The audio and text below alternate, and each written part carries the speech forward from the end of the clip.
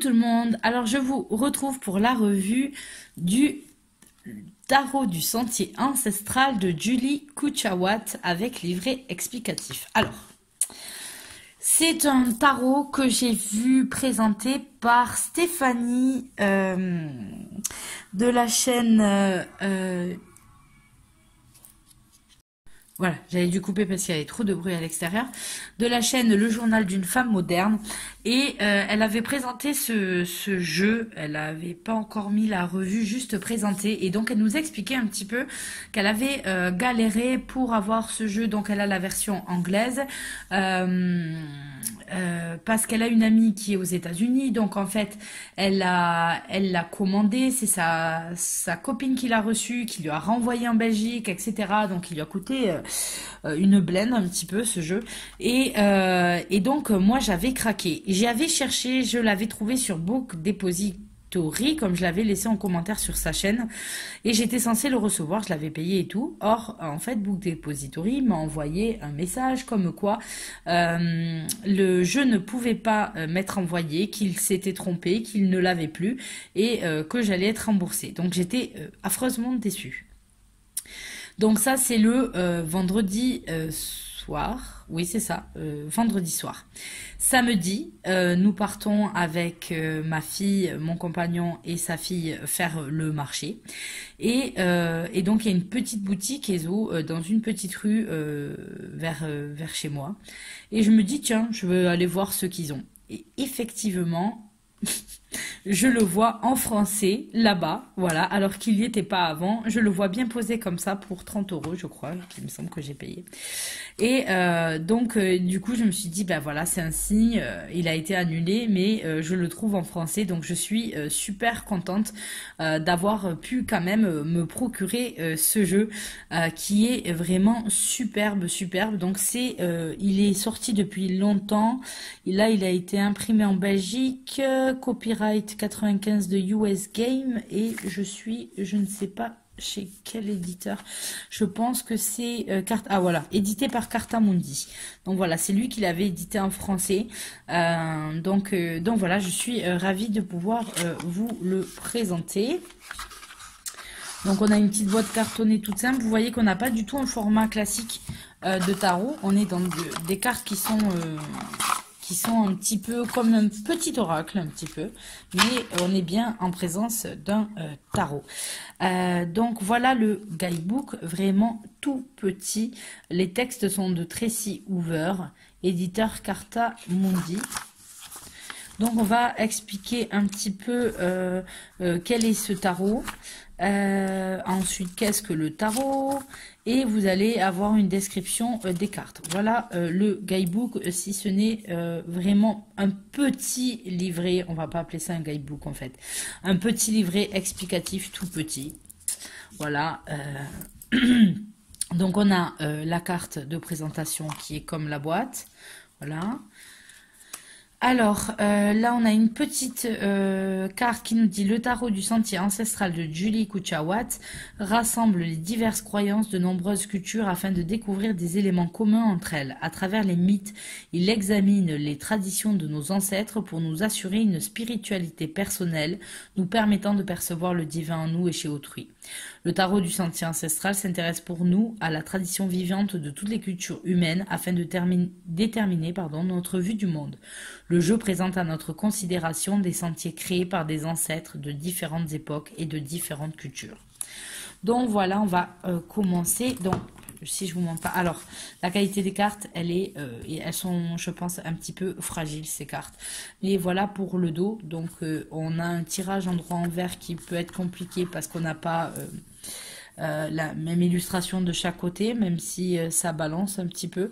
Donc voilà pour le dos. En fait, ce sont des hommes et un totem là sur une lune. Le dos est pas forcément fascinant, enfin moi je le trouve pas forcément fascinant, mais les cartes et les illustrations sont tellement magnifiques que ça peut effacer ce dos là. Donc on va regarder les arcanes majeurs en premier, donc ça glisse bien. Et le format en fait, c'est pas un format tarot, mais vous voyez, pour des petites mains et tout, il est assez pratique. Donc, on a la carte du fou, qui est en fait une diseuse, une diseuse de bonne aventure, voilà, une dame qui lit les cartes avec ses poupées, etc. dessus. On a la carte du magicien où on va avoir en fait des peintures rupestres. On est entre le battleur et la représentation plus ou moins classique, mais aussi l'homme un peu de Néandertal avec sa peau de bête, etc. Même s'il est habillé et beaucoup moins poilu, j'imagine, qu'à l'époque avec d'autres ustensiles. Mais voilà. Ensuite, on a la papesse. Voilà, avec de multiples gros bijoux. On a l'impératrice avec son ventre de femme enceinte. Ces petites... ah, où c'est qu'on voit ça? Je sais pas si c'est pas en Grèce, où il y a des toutes petites, comme les piscines, là, les petits dessins mosaïques. Voilà, voilà. Mosaïque, je cherchais le mot. On a ensuite l'empereur, représenté avec un cerf sur la tête, des béliers, un aigle. Donc on a vraiment des rapports avec l'empereur. On peut se rapprocher des Celtes ici. On a ensuite le hiérophante qui ici n'est pas représenté par un homme étonnamment, mais qui est plutôt représenté par une grande prêtresse, j'ai l'impression, avec ses disciples en dessous. Elles sont dans un temple, voilà, et les dessins sont vraiment très très très beaux. Les amoureux, alors ici Adam et Ève, forcément, on a les pommes, on a le serpent et on a divers symboles qui sont cachés au niveau des plantes ici. Voilà. Elle est très très belle. On a le chariot qui est aussi magnifique avec ces deux lions à la place des chevaux. On a la carte de la justice où on a l'épée, on retrouve l'épée et la balance par terre et la femme aveugle avec un symbole de yin et du yang qui donne l'équilibre. On a la carte de l'ermite, voilà, qui au lieu de tenir ou d'avoir sa petite lanterne a en fait cette lumière qui lui sort des mains et qui se retrouve en fait bizarrement dans une position comparable à la position du fou dont on a l'habitude au bord de la falaise. On a la carte de la roue de fortune que je trouve magnifique avec en fait ce décor un peu stellaire et d'univers avec les signes astrologiques comme ça qui défilent. On a la carte de la force où on se retrouve donc sur une plaine africaine avec ce lion qui se laisse caresser par cette dame. On a la carte du pendu qui est plus qu'originale puisqu'on a en fait un fœtus ou un petit bébé parce qu'il est déjà pas mal là, qui a la tête à l'envers et qui est prêt, qui est dans cette position, la tête en bas, et peut-être prêt à venir à la vie. On a ensuite la carte de la mort avec la mort qui est sur sa barque ici. Très très jolie carte aussi. La carte de la tempérance où on a une indienne en train de verser l'eau. La carte du diable avec ses gens enchaînés. La maison Dieu. Voilà, on voit plusieurs principes, plusieurs traditions archéologiques, architecturales plutôt, où on a l'Égypte ici ça peut nous faire penser à des temples grecs ou romains, et ensuite ici à une cathédrale, notamment la cathédrale de Paris, de Notre-Dame de Paris, qui elle en plus ici là se fait détruire, donc c'est un peu ça éveille différentes choses maintenant après avoir vu ces images qui sont assez marquantes. On a la carte de l'étoile, la lune magnifique. Et alors là, qu'est-ce qu'on a? Je fais un zoom pour essayer de voir un monsieur en train de tisser ou décorer le mur. On a le soleil représenté ici plutôt par le côté... euh, on a une pyramide aztèque. On a le dieu Amon-Ra, sûrement, qui représente le soleil en Égypte. Et ici, on a une gravure qui fait penser peut-être à quelque chose de romain. Donc on a vraiment plusieurs traditions qui se mélangent dans ce jeu. Le jugement, très joli aussi. Et le monde avec tout simplement la planète Terre. Voilà. Voilà pour les arcanes majeurs. On va regarder ensemble les mineurs. Alors, on va commencer par les épées. Donc, pour les épées, que je dise pas des bêtises, je pense qu'on se retrouve au Japon. On a ici le roi d'épée. Là, en fait, on est surtout en Asie. Vous allez voir, au fur et à mesure. La reine d'épée, elle est magnifique. Magnifique, cette reine d'épée. Quand je vois la reine d'épée, je pense toujours à Claire de la Lune. Qui se sent proche de la reine d'épée. Alors, le prince d'épée et la princesse d'épée. Vous voyez bien que le prince remplace le cavalier. La princesse va remplacer le valet, donc avec un joli kimono. On a ensuite le 10 d'épée avec un ninja derrière. Le 9 d'épée. Elle a une épée sur la tête. Le 8. Vous voyez, les dessins sont merveilleux. Merveilleux. Le 7 d'épée sont des petites œuvres d'art vraiment... Ouh là là. Le 6 d'épée, c'est surtout ça hein, qui m'a marqué dans ce jeu. C'est les images. J'avais déjà vu voyage, je crois que c'est le voyage en Égypte, etc. Mais c'est vrai que ce jeu est à un coût faramineux. Mais je ne sais pas si c'est Claire ou Angel Taina, peut-être même les deux, qui l'ont présenté. Allez voir ces revues parce que les jeux sont juste magnifiques. Mais vraiment. Le 4 d'épée. Ensuite, le 3 d'épée. Et ce guerrier qui revient. Le 2 d'épée, elle est superbe aussi. Elle est superbe. Avec ses arbres en fleurs, ses cerisiers en fleurs. Bon, moi j'habite la ville de la cerise, donc du coup, ça y est, les cerises sont là, donc les fleurs sont parties, mais du coup ça me... Avec d'autres décors, mais c'est un peu comme chez moi. Et l'as d'épée.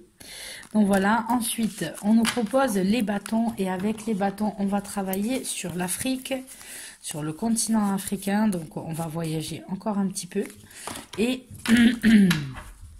notamment avec l'Égypte, donc elle est très très proche de l'Égypte puisqu'elle a fait le tarot, et puis ensuite je crois que c'est l'autre, c'est mat ou un truc comme ça qu'on peut encore se procurer, et puis à un prix plus abordable.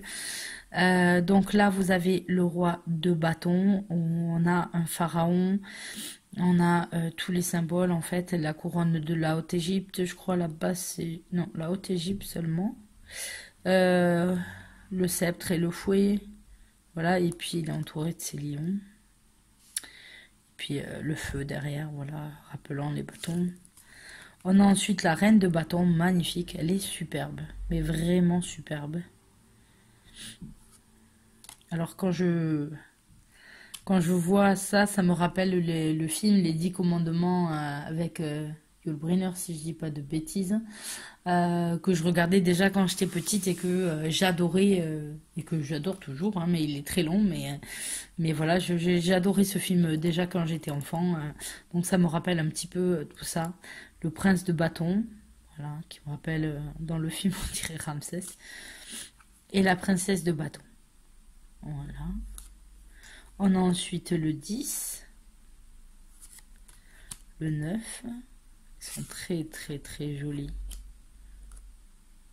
Des grues ou des ibis. Le 7 de bâton dans un temple.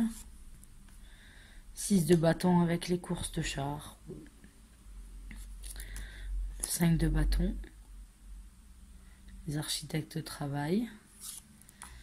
Le 4 de bâton. Elles sont très très très très belles. Le 3 de bâton. la même coiffe que Toutankhamon. Le 2 de bâton, c'est merveilleux. Et l'as de bâton, j'espère un jour pouvoir aller en Égypte, pouvoir contempler ces merveilles-là. Et la croix d'Ankh avec le sphinx pour l'as de bâton. C'est magnifique. Je sais que je fais des pauses, mais en fait, c'est juste que je regarde émerveiller les illustrations. Allez, voyageons encore un petit peu, partons en Europe. Et là, je pense qu'on est plutôt du côté de la cour d'Angleterre, peut-être, quelque chose comme ça. Donc, on a le roi de coupe, la reine de coupe, le prince, qui remplace le cavalier, et la princesse de coupe, qui, elle, est dans la forêt à un croissant de lune dessiné. Elle est rousse, elle est en train de ramasser des plantes, donc on a peut-être une sorcière ici. On a le 10 de coupe avec ce merveilleux arc-en-ciel. Le 9 avec le banquet animé par les danses. Le 8 de coupe avec Stone Age derrière. Le 7. Le 6 avec le père Fouras. Je suis désolée, mais il me fait penser au père Fouras. Le 5 de coupe. Là, ça va pas, le roi, il a fait verser le 4. Le 3. Le 2 de coupe. Et l'as avec cette baleine qui saute derrière. Magnifique. Et partons, allez, il n'y a que l'Océanie qui n'est pas représentée ici, mais on va avoir les Amériques et allons voir les Amérindiens. Le roi des cercles sacrés, donc ici les deniers sont remplacés par les cercles sacrés. Donc on a ici le chef de la tribu. On va avoir la reine des cercles sacrés, magnifique.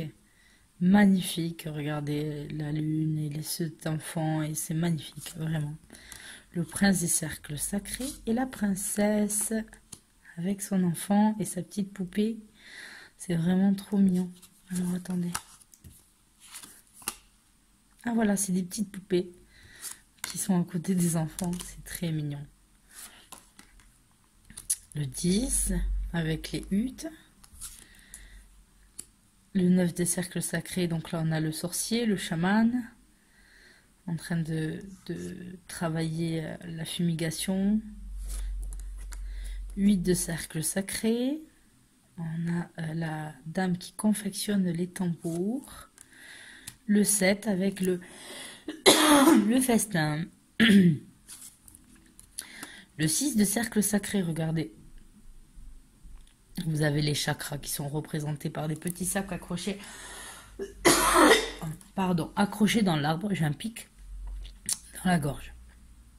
Donc là, on voit bien une confrontation de deux cultures.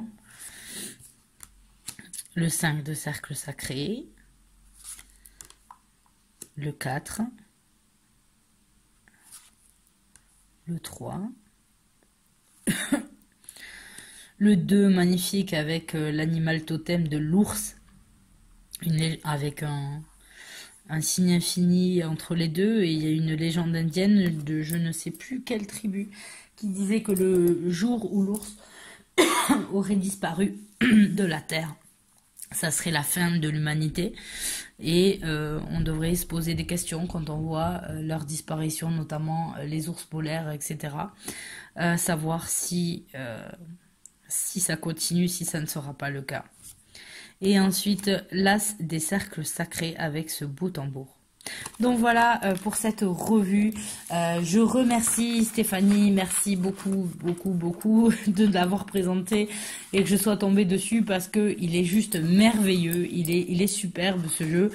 Je remercie la Providence, voilà aussi, remercie la vie de l'avoir mis sur mon chemin quand je pensais que je me dirais ah, Ça va être difficile de se le procurer à un coût acceptable et donc voilà de l'avoir mis sur mon chemin. Donc je pense qu'il faut celui-là que je l'utilise assez en ce moment puisque la vie l'a mis sur mon chemin comme ça alors que je pensais ne plus l'avoir.